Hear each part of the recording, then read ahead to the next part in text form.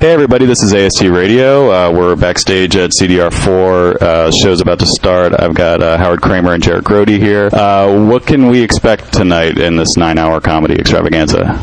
Well, I think you just said it all right there. We can expect it to go 9 hours, and it's going to be comedic at points. I think it's going to be a good show. I think everybody's going to put in a good effort, and I think the people that are committed to staying here for the whole time are going to feel good that they did. The lineup is in the green room. Oh, so I should just read that. I should just dictate that into the microphone. Are you guys staying all night? No. Probably. I have for every other one. All right. Oh, you're hardcore. I have to say, I'm not sure I'm staying all night. So if you stay all night, you have officially surpassed Sasquatch. All right. But if you leave, I will. Okay. Let's make a deal. If we just lock eyes at about 4:45. Like, oh, I know who's going on then. I get you, dude. What? No, I'm kidding. Last question. What does CDR mean to you guys, Howard? To me, it's you know what? It's a ground. It's a playground. It's a proving ground. It's a. Give me another one. I've already ruined the quote. To me, fertile ground. Howard Kramer here. You know, to me, Comedy Death Ray means a playing ground, a proving ground, a fertile ground for comedy. And I think that 10 to 15 years from now, when you start to look at the talent that was spawned here, you will agree. For me, CDR will honestly always be an inferior Largo. Can we talk about what's wrong with CDR? Yeah. No. All right, thanks, guys. It's a scene. It's a scene. It's a scene. Clicky. They'll laugh at you if the board likes you. Never. What? No. Oh, okay. Oh, I thought you meant to laugh at you in a mean way. Howard Kramer, the back wall's too close to where I perform. I don't know if there's any way it could be moved back. Yeah, you move forward is how that works. I went back. I should move backward. No, that backwards is into the wall, and that's your complaint to begin with. You want to go forward a little. Oh, here's what I'm saying. When you pay at the box office and walk in, you've got about a 30-yard jog down a straight hallway. What I say is let's gut the building. Let's push that back wall back. Yeah, I hear you. All right, thanks, guys. All right. Howard Kramer here. Thank you, Sasquatch. It was a good interview. All right. I'll talk to you later. Hey, we're here with Chris Hardwick. Chris, you just went up. How did it go? It was way better than I expected. It was a lot of fun. Hey, do you know this guy, John Daly? Hey, how you doing? Cracked out. Hi. Someone that you will be talking to and hearing more from on the West Coast. Do you guys get on the special thing on the East Coast? No, actually, yeah, I check out the special thing. Actually, I love it. Special thing is great. Cracked out. Chris Hardwick, totally hilarious, just killed, and Comedy Death Ray, very, very funny. Thanks, John. Yeah, it was a good set. There was a lot of new stuff. What was the thinking going in? Like, I'm just going to do whatever I've been doing lately? I don't know, actually. We were on a plane all day, and we got off the plane just a couple hours before the show, so I honestly had the whole time on the plane to write, and I'm like, nah, let's check out the movie. I'm going to take a nap. I brought an eye shade. Oh, and I'm just going to talk to Mike about nothing. And, it was fortunate. It was very fortunate. Well, you had a whole chunk about corn that I'd never heard before. It went really well. Like, did you just write that recently? I've been talking about corn. I've been venting my anger about corn on the road with Mike lately. That we are just appalled that, like, we drove 1,000 miles last week in 4 days from like Iowa all the way through Illinois and into Wisconsin, and it never stopped on both sides as far as you could see. And it was almost like by the end of it, we were almost like heckling a hacky comic. Like, really, corn again? Nice try, but everywhere where you can fit corn, there was corn. Yeah. And everyone, for some reason, had a barn that was about to fall down on their property. So it was falling down barns and corn. So you've done all the all-night shows, right? This is the third one. You did the other two also, right? Yeah. Go back to the old damn bar. That's right. So what's the mentality going in? You do an early set, and then do you go home and go to sleep, and then come back to do the closer? Yeah, because I'm not a good all-night person anymore, and especially after traveling all day, I really wanted to try to stick it out, but I will not remember. Mike and I are doing a new song tonight, so I want to. Or tomorrow morning. Or tomorrow morning. So I want to try to retain some brain cells to remember that, because I'm feeling weirdly confident about it now. And I'm like, we got that in the bag, and then just at 5:45, just bloodshot when nothing comes out because my brain is shut off. I just need a couple hours of sleep. You think people will be like, man, he was so good at 10:30. What happened? Yeah, probably. Or what time is it, actually? I don't even know. It's 10:15 now. Oh, okay, so 10 o'clock. 10 o'clock you killed, 5:45 we don't know yet. You know what, though? I gotta say, I think, like, bookending the show is great because you go in the beginning, the energy is really good because people are all excited. And then when you come back at the end of the show, people just get a crazy second or third win, and they're just weird, and they start losing their minds a little bit. And I don't even know if they know what they're seeing anymore. So I think it's kind of a good place to be. Chris Hardwick, what does CDR mean to you? Do you want a serious answer, or do you want like a silly, I'm a comic, here's my jokey answer? That's up to you. I gotta say, to me, it's feeling fortunate that there is a place in Los Angeles, where there's not a lot of places to really do comedy, especially the kind of comedy that, we like to do in the audiences that we like to perform for. And it's just been, a great, if I were religious, I'd say it was a blessing, Matt. But it's just really great. I feel really lucky, to have this and to be able to perform with these people and, to have these audience appreciating this kind of humor. It just, I feel lucky. I really do. Awesome. All right, well, good set, and have another good set in about 7 hours. Thanks. I feel really stiff. I feel like I just gave like a baseball speech, like, I just want to thank God.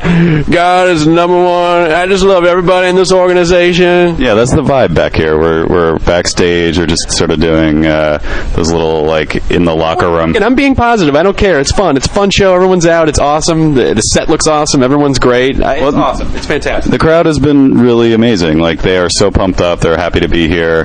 They don't care that they're going to be here for the next 7 hours and make it a little uncomfortable. They were great. Like, every year, the people who stayed have really hung in there. Yeah. It's like the opposite of what you expect. You expect people to be like, oh, man, I can't make it. But, like, they actually have more energy than a regular crowd because they know what they're getting into, maybe. Exactly. They're more focused. Yeah. It takes a lot of focus. That's what it is. And booze. Yeah. Some people enjoy booze. Yeah, well, that helps. All right, well, thanks, Chris. And we will see you back out there in a few hours. See you later on. All right, bye.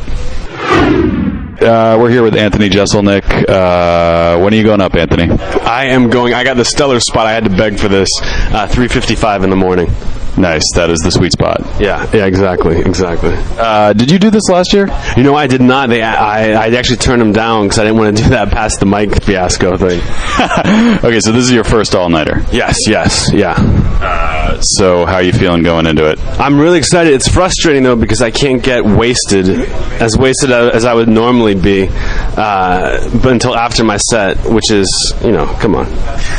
And that's pretty late for you to get going. Yeah, to get started, yeah, totally. So I'm going beer, water right now, and we'll see what else happens later on. What's your approach to this set at 3:55? Do you have to bring the thunder? What are you going to do to keep these guys awake? Luckily for me, all I got's thunder. You know what I mean? Even if I was going up, at like 8. Being interviewed. Because one half of Cosprop Pizza is famous. Really? You're not even going to be able to hear you. This is completely ridiculous. Is that a shotgun mic? I wish you would respect AST Magazine and not just come in here from the side. Yeah, we got Jonah Ray is here. Sparky Pop is crawling around doing something weird. Jonah, get down here. Come on. You said you would. Jonah Ray, what's going on? Oh, hey guys, I just was walking by, I saw Anthony, so I thought I'd say hi because he's my friend. Actually, I have some questions for Jonah. How much time are you doing in the show tonight? Almost a fraction less than yours. But people don't know, I'm only doing a 5-minute set. Jonah's got 2, but I am going to run the light by 15-20 minutes tonight. I'm going to try out a bunch of new stuff. So, wait, Jonah, what are you doing? Are you part of that lightning round thing? That sounds demeaning. No, but that is what they're calling it. Yes, that lightning round. I'm part of that lightning round. Okay, the lightning round? Yes, I'm, but also other great comics, Andrew Donnelly, who's a far superior writer than Anthony Jeselnik. Michelle Balloon, better writer than Anthony Jeselnik. I think Nick Thune is going to do 3 different 2-minute sets just to prove how much better he is at one-liners than Anthony Jeselnik. Listen, it's not a contest. Obviously the people with 5-minute spots are more talented than the people with 2-minute spots. But it's an honor. It's an honor just to be able to buy a ticket, I think. Okay, guys, last question. What does Comedy Death Ray mean to you? That's a great question. And it actually, I'm going to be sincere, and it means a lot to me. I started doing comedy right when this show started, and this show has always been like the bar. And getting this spot is a huge honor. Biggest part of my year, I think. And it's been, as you know, and the listeners know, it's been a great year for me. Yeah, I saw you in some magazine that I've never heard of before. What was that? Yeah. I'm plugging my nylon blurb. Yeah, what is Nylon magazine? It's like a pop culture kind of thing. I had never heard of it either until they got down on their knees and begged me to be a part of it. Finally, someone's doing a magazine about pop culture. Yeah. Jonah, what does Comedy Death Ray mean to you? I was told it was named after me because of originally the show was going to be called Jonah Comedy Death Ray, and I realized that was very insulting, but oh so true. And can we do that part over? Can we rewind and? Why? Why would we want to do that? Why would we want to do that? See, I'm like Nick Cannon. I go straight off my grill, off the top of the dome, because it's all made up, Like right here in my cup, it's what's keeping me seeing double but feeling single. You know what I'm saying? That's right off the top of my dome. What do you think about that stuff? I think everyone knows what I think about it. I'll let my silence speak volumes. All right, that's Jonah Ray, Wild and Out, and Anthony Jeselnik going up in about 4.5 hours. All right, thanks, guys. Have a good show. Sparky Bob, what do you want to say? Nothing. Get out of my face. All right, hey, we're here with Andy Kindler. You're going to go up in about, half an hour or something? T-minus 30 minutes. I use, my new thing is, I use space technology talk in reference to stand-up. I'm the first comic to do this. Over. All right. That's like the thing you did on Letterman, where you went to space camp. See, I had a meeting with some PR people, and they told me that the way to do things now is to always be cross-promoting and thinking about synergy, and that's why I did that. Oh, awesome. Yeah. Okay, well, so you to lead you into that. You planted the seed, and then I walked into it. Exactly. That was two different metaphors. You planted the seed. Well, you can walk into the seed. Why would you walk into a planted seed? See, we were almost like Dan cooking it. That would be like a huge seed, or you've been shrunk down to minuscule size. All I can remember is there's a lyric in one of the Doors songs. I'll stay with you till my seeds are dried up. I never liked it. That's not a pretty picture that they painted there. No, seriously. I know it was the 60s, but still. Is that sexy? Hey, honey, I'll stay with you till my seeds are dried up. Hold on. It's very busy back here in the dressing room at Comedy Death Ray. We are approaching midnight, which is when you're supposed to go up, right? Yeah, they said that they're running behind, and that I will not be tolerated. I refuse to go somewhere working for no money, and on top of that, be delayed. Here's a math problem for Andy Kindler. If it's running half an hour behind before your set, how far behind will they be at the end of your set? Right.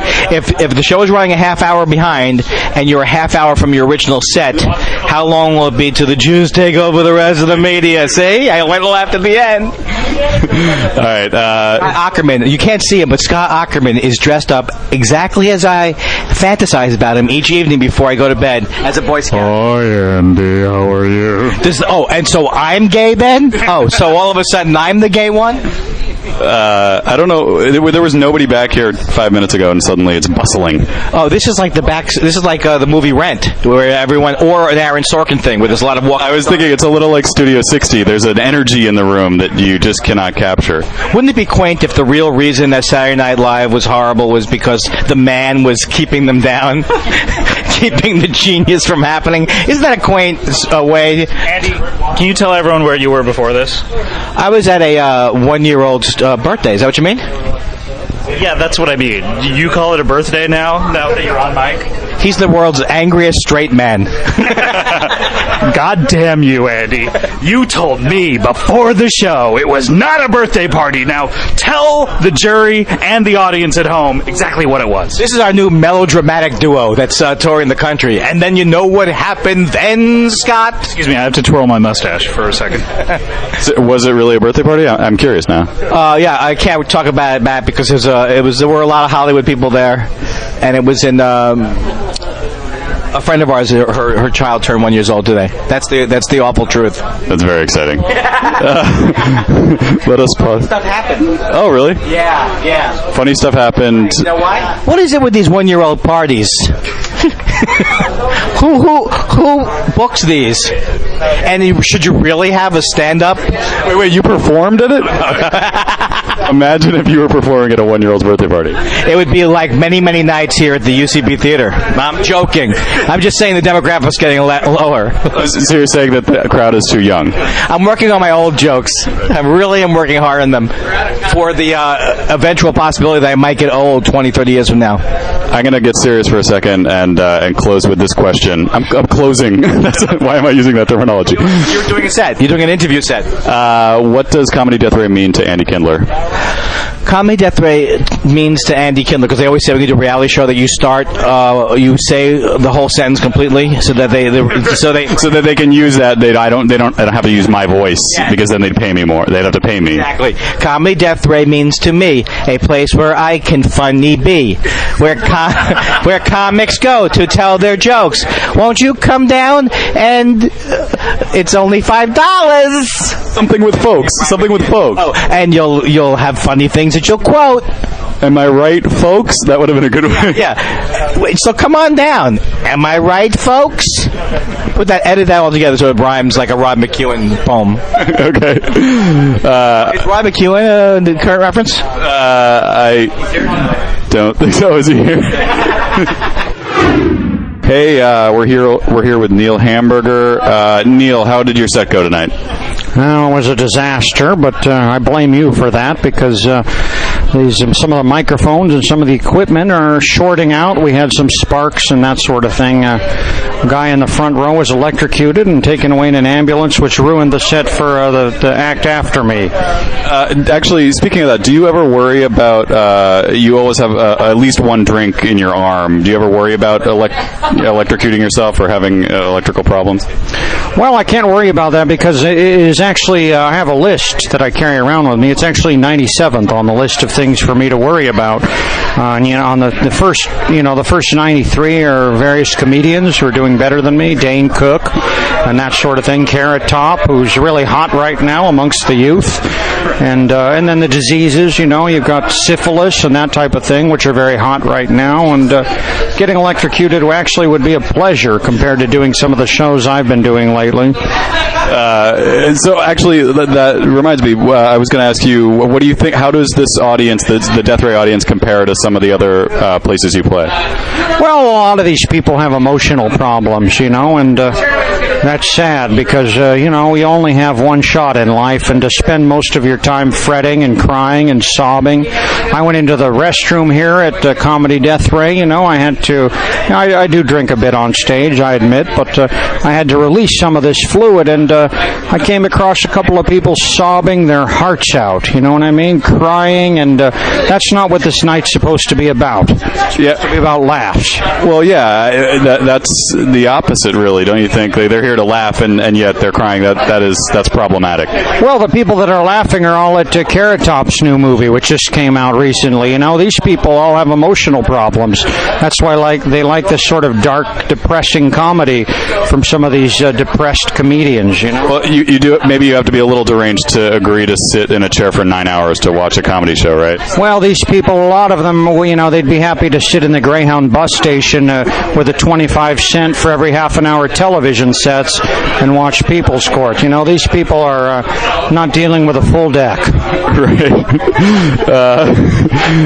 But do you feel like that is better or worse for your comedy to have that kind of crowd than, say, a regular club crowd? It makes no difference to me. I could speak in front of a brick wall. I'm not getting paid anything anyway for another 7 years. All my pay has been taken by the Internal Revenue Service, my attorney, and my ex-wife. So we've got a schedule, and it actually actually 7 years and 7 days, I get to start to keep the pay myself. So until then, I'm just numb to who I'm performing for. You know what I mean? So you're doing your time at this point. Doing my time. You know, it's not as bad as prison because you get free water. Scott Ackerman, who runs this thing, had a bucket that they used to use as a mop bucket here to clean the floors and that sort of thing, and he turned the hose on and filled it up with water, and that's the best thing I've gotten in weeks. So thank you to Scott Ackerman. Okay, let me wrap it up with this. What does Comedy Death Ray mean to you, Neil Hamburger?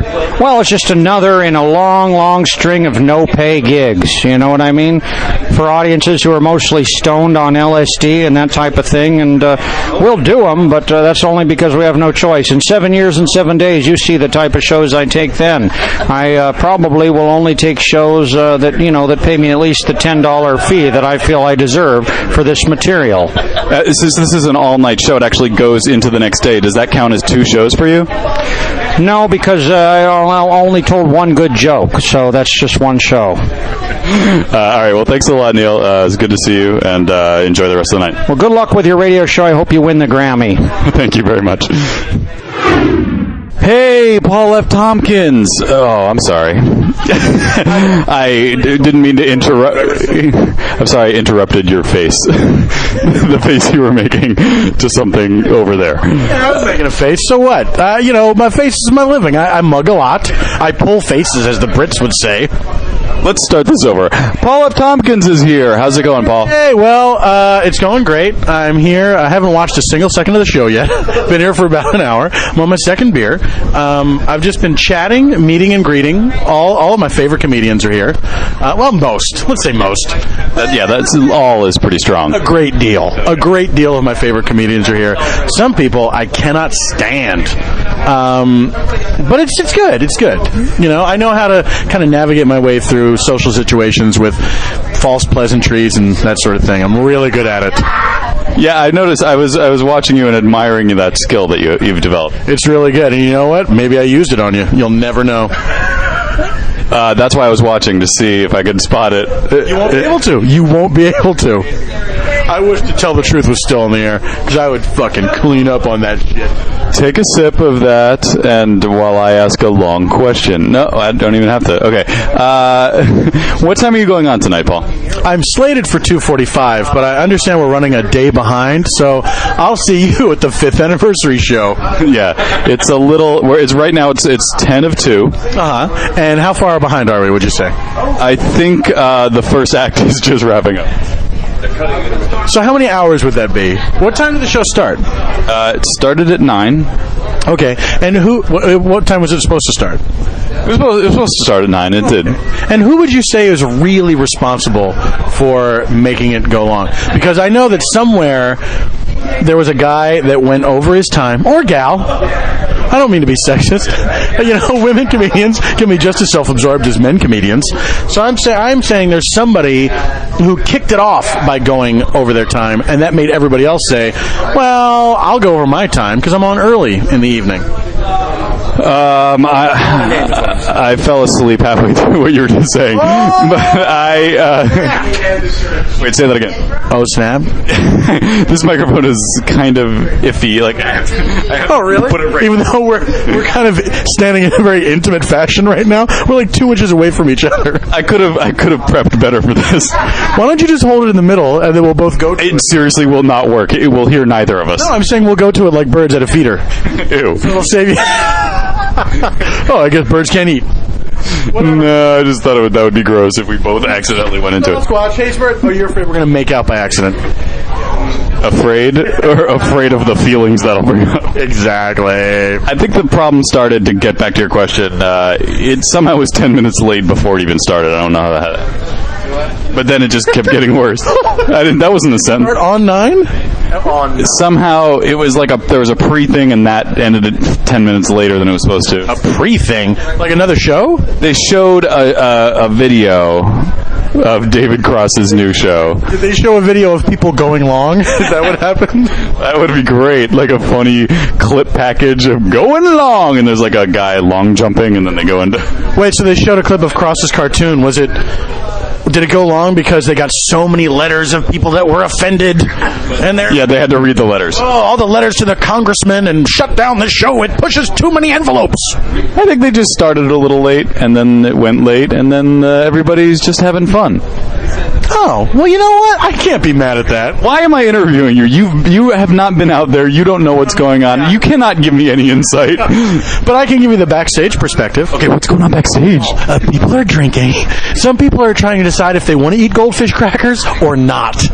Interesting. Yeah. The crowd does not know this yet, but something exciting is about to happen out there. Do you know what I'm talking about? No, I don't. I feel like that dumb crowd. There were two gentlemen in costume. Oh, yeah, I did see that. I do know what's about to happen, but they've been back there for so long, I thought maybe that's going to happen in 2 hours' time. I'm worried that we're missing the exciting reveal of...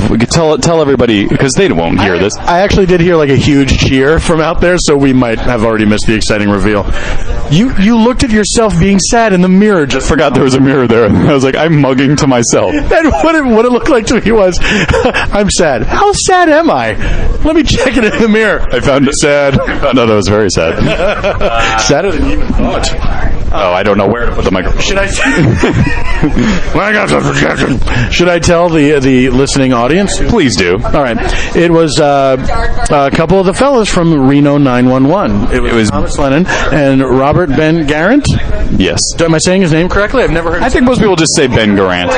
Ben Garant, but it wasn't. Doesn't he have an extraneous first name or no? He does say Robert Ben Garant is the official one. That's the official one, right? I think because SAG already had Ben Gazzara, and that's too close. Oh, sure. They're like, enough with your crazy names, with your Gar names. No more Benjis. Put something on the front of that, please. It's an homage to Benny Goodman. He was the last Ben G that was allowed to have his own identity. Ben. Oh God, I'm dizzy from this interview. Here's what I don't understand: is the Scoutmaster theme that's going on. You really almost fell down. What's the Boy Scout sort of thing that's happening? That's the theme of the show. It's when you go out there for the first time in 2 hours, you'll find out that there's a camping theme, a Boy Scout. Oh, okay. I did see the stage when I first got here, and it looks fantastic. Did you see the fireplace? I didn't see the fireplace, but I saw the fake grass and I saw the leaves and branches and stuff like that. It looks. Now it's quiet. Wow, somebody closed the door on us. Enough of this boredom. We're more irritating than what's going on in that hallway. And the cacophony of 20 people smoking, drinking, and loudly conversing. People blowing smoke in each other's faces and up each other's asses. Oh, tell me about it. This is still Hollywood, right, darling? Oh my God, Hollywood. Why am I doing your voice? I don't know. I seriously... That's my voice. I don't know whose voice I'm doing. Okay. I can't remember who I ripped off. Well, that's a good thing. Yeah, probably. I have to sit down. Let's end this interview. What do you got? Let me ask you this question I've been asking everybody. What does Comedy Death Ray mean to you, Paul F. Tompkins? Comedy Death Ray means a place where I can go and do some comedies and get an honest reaction from an intelligent audience. That's a very nice, honest answer. Yeah. What's interesting is everyone is going the honest route with the answer, and I appreciate that. Well, yeah, I think that this show does mean a lot to everybody, and people really do love this show, and they love doing it. It's kind of a big deal. It really is kind of a big deal to do this show. Yeah, I appreciate that. I think you're probably wrong, but I'm glad that you feel that way. I wouldn't doubt that I'm wrong. I've misjudged the importance of a lot of things over the years, and this is probably one of them. I was just Josh, and you're right. You're absolutely right. No, but so listen. If I can get serious for another second, it really is. I think the fact that these guys are able to book an all-night show is a testament to how important the show is to everybody. And the fact that they can fill the place, and I predict that they will all be here at 6 a.m. when it's closed, when they're ending. Oh, absolutely. That's what happened last year. On the way over here, I was thinking, there's no other town that has this. Even in New York, there's no show like this where all these great people are on the same show, like an all-night show. Apparently you've never been to Tokyo. I don't know. City Tokyo in Japan? Oh, did you think I meant the bar? I thought it was like some place in New York that you were shaming me for not being aware. Shit, I should have gone Helsinki. I almost went Helsinki, and then why did I go Tokyo? Nobody can understand Helsinki comedy. It's all in Helsinki. Paul, it's the late hour. What? It is the late hour. I'm worried about your ability. Late hour. It sounds like a weird turn of the century phrase. Oh, the late hour. That's when Spring Heel Jack would come out. Oh, we're getting silly again. All right. Paul, What happens with us, though? and now I feel like a jackass for even going there. No, you should. Okay. Thanks for doing this, Paul. Have a good set in 3.5 hours. Thank you, Sasquatch. I'll talk to you later. Goodbye.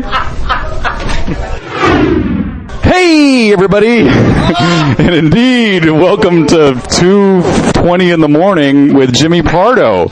Good morning, everybody. So you are hosting this for the rest of the show, is that right? That is correct. I took over at the 12:30 hour. I'll be going till the 6:30 hour. This is something that happened before, and I don't understand it. They say that you're hosting the second half of the show, but you're really hosting the second 3/4. It's the last 75%. I think for Scott to feel like he's done something, he says he does the first half, and then I take over. But no, I do come in much earlier. I want to say 82% of the show I host. Yeah, okay. So you're going to be here until the end, until the show's over. I'll be here till the finale. We'll be doing a little iPod roulette at the end to give away some cash and prizes, and I'm looking forward to that. I'm looking forward to really right after that. What did you do to prepare for this all-night extravaganza? What I do is for any sort of overnighter, I load up on speed and take some amphetamines and some Reds and some bennies. And the Jets, Scott. Mike didn't pick it up, but yes, the Jets. I want to say, and the Jets. That's Scott Aukerman. Scott hosted the first 19% of the show, and then I took over, and it'll be called the half as soon as we get on the internet. And so that was 3.5 hours. That's like a long show if it was just a regular show. This is what we call a marathon. This is a special event. This is a special engagement. This is like a family function. I call it a marathon. Scott calls it a marathon. Scott, you're done with your fucking interview. Hey, everybody, Paul Gilmartin. Nobody cares what you have to say, Pardo. You're a fucking windbag, and you know what? Nobody visits a special thing anyway. So, get off this website and go masturbate to something. Paul, why are you caressing my arm as you say that? More importantly, you don't think they're beating off to what Patton's writing? You know these guys are pulling their, Patton, that's it, dirty. They love it. They do love. Gilmartin, fine character tonight. He did the Congressman Richard Gilmartin. And, Richard Martin, I know. And top notch tonight. I'm going to say 9.5 out of 10. No. You think it was higher than that? No, I'd say 8. No, I disagree. I think it was very strong. You and Adomian, good chemistry. Strong show. Yeah, the highlight of the show, this sounds like such a show business suck-up thing, but highlight of the show so far that I've seen was your set when you came out. Let's confirm for the listener, though, you've only seen my set. Yeah, why? Did you tank it after that? No, I'm just saying you didn't see any of the other show. No, I saw, yeah, I probably saw 4 or 5 other people. Well, I appreciate that. I don't disagree. Yeah. It was a very strong set. A lot of people have been commenting it's a hot crowd. They came to laugh. They seem really into the whole thing. It doesn't matter how late it goes, they're there for you. Is that correct? Pretty much, yeah. That's what I've seen. Paul, do you find you get bigger, that you hear the laughs differently when you're in character? I hear them filtered through more money. That's right. The nice thing about these audiences, though, is it's nice to see young people that have I guess you call it an advanced sense of humor. You know, that like don't think Dane Cook is the greatest comedian, and don't think Robin Williams is hilarious. Well, that's uncomfortable now because I do. You've just listed number 1 and 2 on my list.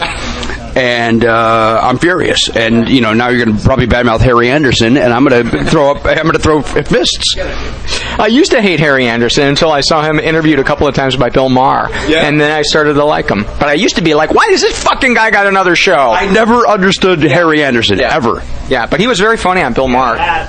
He had a hat. He did have a hat. Scott Ackerman, producer of this event.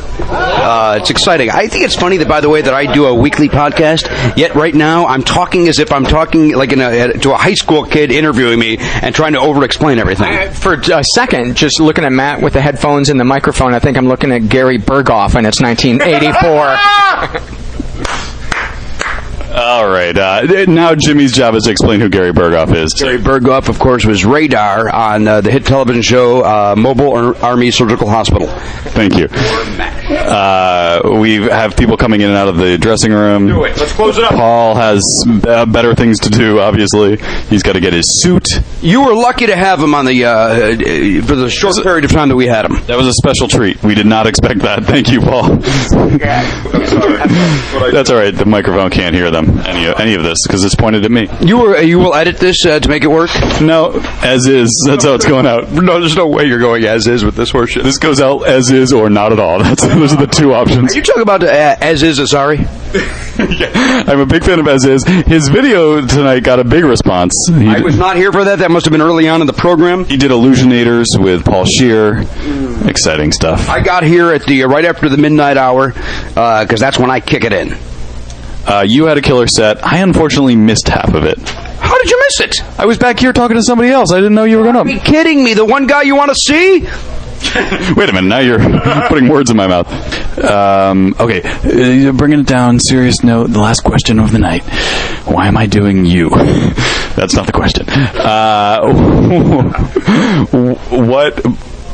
What does Comedy Death Ray mean to Jimmy Pardo? It means a place to work out, a place to experiment, and when you experiment and fail, get ridiculed on the internet for it. But, oh, sweet God! All right, goodbye.